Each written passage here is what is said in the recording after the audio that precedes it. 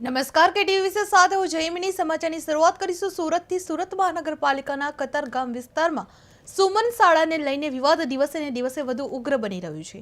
Katargam ward number 7માં મંજૂર થયેલી શાળાનું બાંધકામ અન્ય વોર્ડ નંબર 8માં ખસેડવાની કાર્યવાહી સામે સ્થાનિકોએ કડક વિરોધ નોંધાવ્યો છે।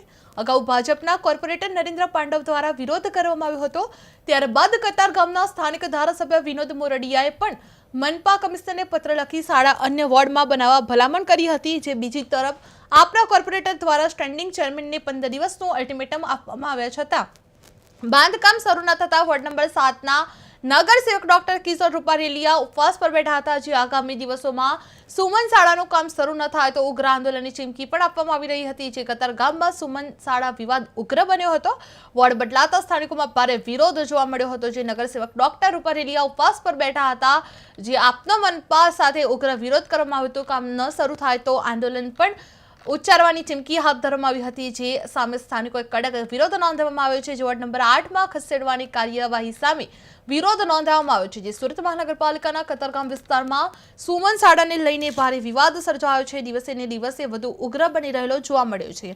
જે કતારગામ વોર્ડ નંબર 7માં મંજૂર થયેલી જે શાળાનું બાંધકામ અન્ય વોર્ડ નંબર 8માં ખસેડવાની કાર્યવાહી સામે સ્થાનિકોએ કડક વિરોધ નોંધાવ્યો છે।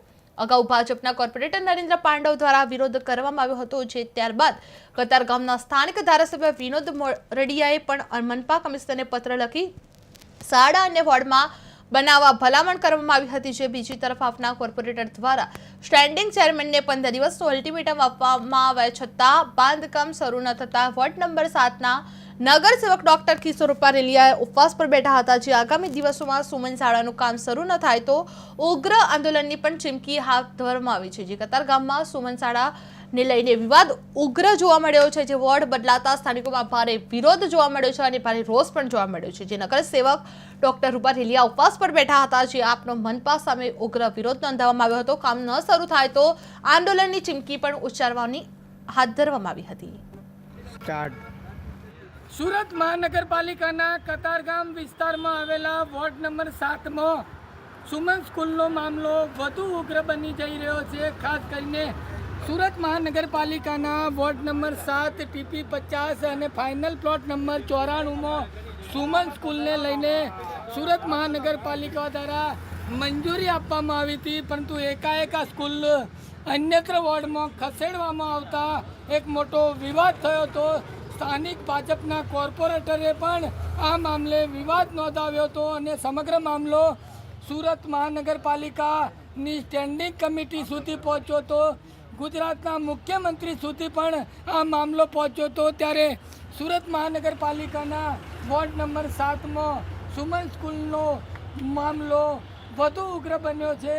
આમ આદમી પાર્ટીના કોર્પોરેટર ડૉક્ટર કિશોર રૂપારેલિયા આમરાનું ઉપવાસ ઉપર બેઠા છે। સીધા આપને દ્રશ્ય બતાવીએ છીએ। ખાસ કરીને અગાઉ વોર્ડ નંબર 7માં TP 50 અને ફાઇનલ પ્લોટ નંબર 94માં સુમન સ્કૂલ મંજૂર કરવામાં આવી હતી અને આ સ્કૂલનું ખાતમુહૂર્ત પણ કરી દેવામાં આવ્યું હતું। એકાએક આ સ્કૂલનું બાંધકામ અન્ય વોર્ડમાં કરવામાં આવતા એક મોટો વિવાદ થયો હતો અને આના ઘેરા પ્રત્યાઘાતો ગાંધીનગર સુધી પહોંચ્યા હતા અને વોર્ડ નંબર 8માં નવનિર્મિત સ્કૂલનું બાંધકામ તાત્કાલિક રોકવામાં આવ્યું હતું।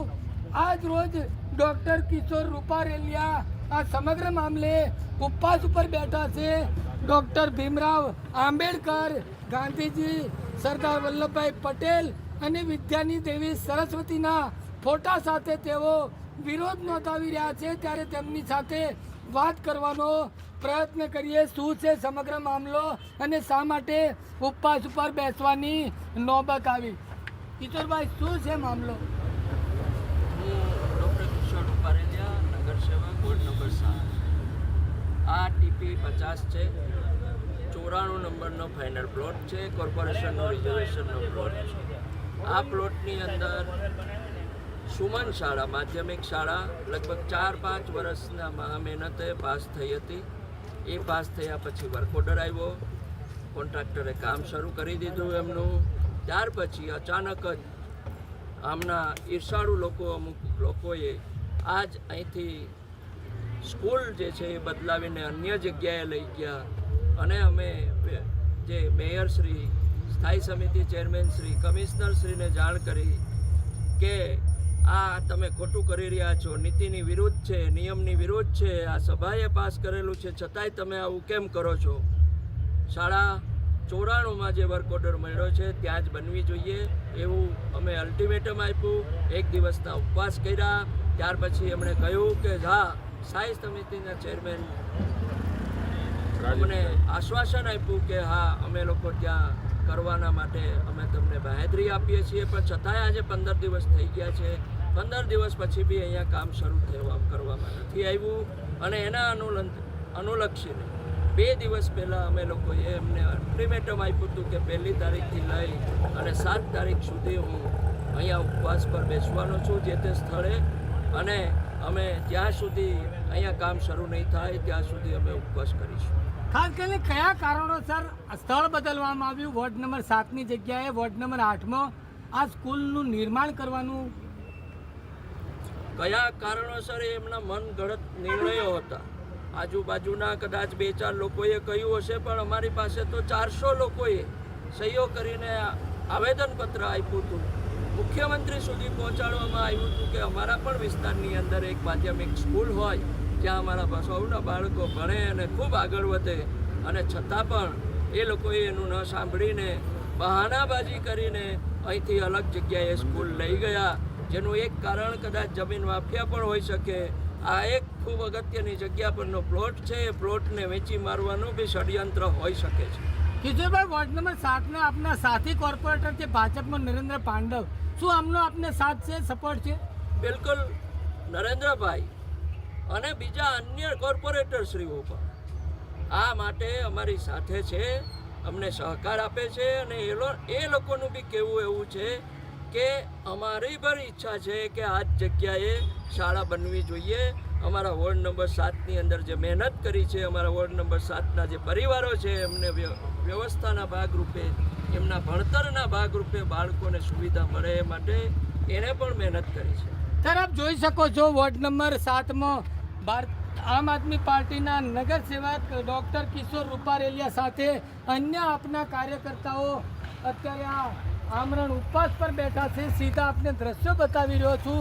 TP 50 ફાઇનલ પ્લોટ નંબર 94માં જે સુરત મહાનગરપાલિકાનો આ પ્લોટ આવ્યો છે, આ પ્લોટ ઉપર અગાઉ સ્કૂલની મંજૂરી આપવામાં આવી હતી, ખાતમુહૂર્ત પણ કરી દેવામાં આવ્યું હતું, પરંતુ એકાએક સ્થળ બદલતા એક મોટો વિવાદ થયો છે.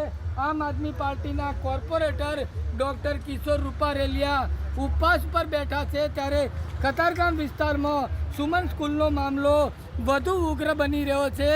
ભારતીય જનતા પાર્ટીના કોર્પોરેટરે પણ સમગ્ર આમ આદમી પાર્ટીના કોર્પોરેટરને સાથ આપવાની વાત કરી છે, ત્યારે સુરતના રાજકારણમાં ગરમાવો આવી ગયો છે. કેમેરામેન આરિફ સાથે બલદેવ દેસાઈ, KTN